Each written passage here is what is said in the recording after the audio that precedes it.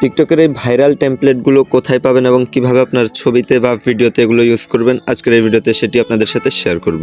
তো কথা না বাড়িয়ে চলুন ভিডিওটি শুরু করা যাক। তো এরকম টেমপ্লেট ব্যবহার করার জন্য আমাদের সর্বপ্রথম একটি অ্যাপ্লিকেশনের প্রয়োজন হবে। তো আমরা চলে যাব সোজা গুগল প্লে স্টোরে। প্লে স্টোরে আসার পর এখানে লিখতে হবে easy template for CapCut. Easy template for CapCut লিখে ট্যাপ দেওয়ার পরে এই অ্যাপ্লিকেশনটি চলে আসবে। লোগোটা দেখে অ্যাপ্লিকেশনটি ইনস্টল করে নেবেন। সো আমি ইনস্টল করে রেখেছি, জাস্ট এটি ওপেনে ট্যাপ দিব। সো এটি ওপেনে ট্যাপ দেওয়ার পরে দেখতে পারবেন এরকম অনেকগুলো টেমপ্লেট আপনার সামনে চলে আসবে। যদি কোনো অ্যালাউ চাই তাহলে অ্যালাউ করে দিবেন। অ্যালাউ করে দেওয়ার পরে এরকম অনেকগুলি টেমপ্লেট আপনার সামনে চলে আসবে। সো এখানে দেখতে পাচ্ছেন অসংখ্য টেমপ্লেট রয়েছে, যে কোনো টেমপ্লেট আপনি আপনার ছবিতে বা ভিডিওতে ইউজ করতে পারেন। এখানে দেখতে পাচ্ছেন ভাইরাল টিকটক নামে অপশন রয়েছে। এখানে আসলে টিকটকের ভাইরাল টেমপ্লেটগুলি ব্যবহার করতে পারবেন। সো আমি এখান থেকে একটি টেমপ্লেট চুজ করে নিলাম। তো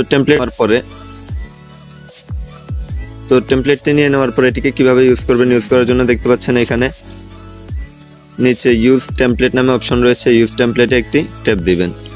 সো এখানে ট্যাপ দেওয়ার পরে আপনার ফোনে কিন্তু অবশ্যই ক্যাপকাট অ্যাপ্লিকেশনটি আগে থেকে ইনস্টল করে রাখতে হবে। ক্যাপকাট অ্যাপ্লিকেশনটি ইনস্টল করে রাখলে কাজ করতে আপনার সুবিধা হবে। সো তারপর দেখতে পারবেন এখানে আরেকটি অপশন চলে এসেছে ইউজ টেমপ্লেট। সো এখানে একটি ট্যাপ দিবেন। সো এখানে ট্যাপ দেওয়ার পরে এখানে আপনার গ্যালারিটা ওপেন হয়ে যাবে। তো আপনি আপনার গ্যালারি থেকে 4টি ছবি আপনাকে এখানে সিলেক্ট করে নিতে হবে। সো আমি এখান থেকে 4টা ছবি নিয়ে নিচ্ছি।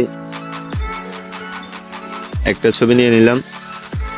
এখান থেকে আপনি আপনার ইচ্ছে মতো ছবিগুলি সিলেক্ট করে নেবেন। তো আমি কয়েকটা ছবি নিয়ে নিলাম। নেওয়ার পরে এখানে দেখতে পারবেন নেক্সট একটি ট্যাপ দিবেন। তো নেক্সটে ট্যাপ দেওয়ার পরে দেখতে পাচ্ছেন এটি কিন্তু অলরেডি আমাদের ছবিটাই টেমপ্লেটে চলে এসেছে। দেখতে পাচ্ছেন খুবই অসাধারণভাবে টেমপ্লেটে ছবিগুলি চলে এসেছে। এখানে কিন্তু সাউন্ডও রয়েছে। আমি যদি একটু সাউন্ড বাড়িয়ে দিই, তো দেখতে পাচ্ছেন অসাধারণভাবে কিন্তু আমাদের এই টেমপ্লেটগুলি চলে এসেছে।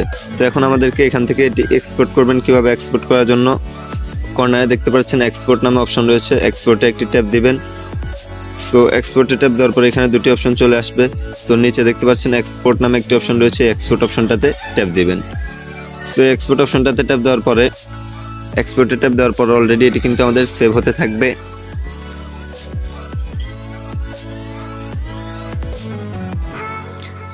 সো দেখতে পাচ্ছেন এটি আমাদের 100% কিন্তু এক্সপোর্ট হয়ে গেছে। হয়ে যাওয়ার পরে এখানে উপরে দেখতে পারবেন ডান নামে অপশন রয়েছে। জাস্ট ডানে একটি ট্যাপ করে দিবেন। দেওয়ার পরে এটি অলরেডি আপনার গ্যালারিতে সেভ হয়ে যাবে।